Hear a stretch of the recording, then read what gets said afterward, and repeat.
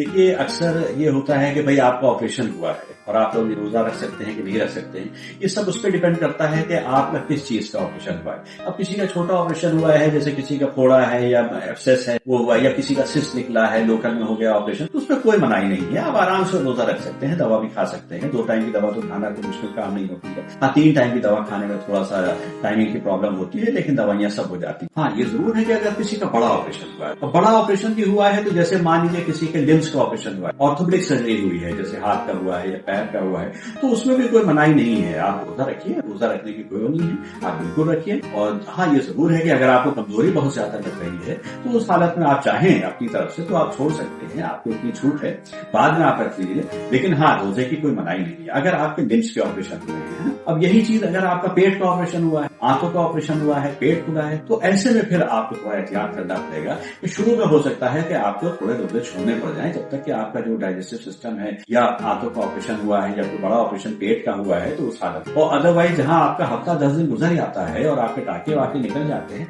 तो उसमें कोई मनाही नहीं है, आप आराम से रोजा रख सकते हैं। हाँ, ये जरूर है कि आपको अपना न्यूट्रिशन का ख्याल रखना पड़ता है। आमतौर पर जैसे पेट का ऑपरेशन होता है तो लोग कहते हैं कि भाई ये नहीं खाना है, वो नहीं खाना है।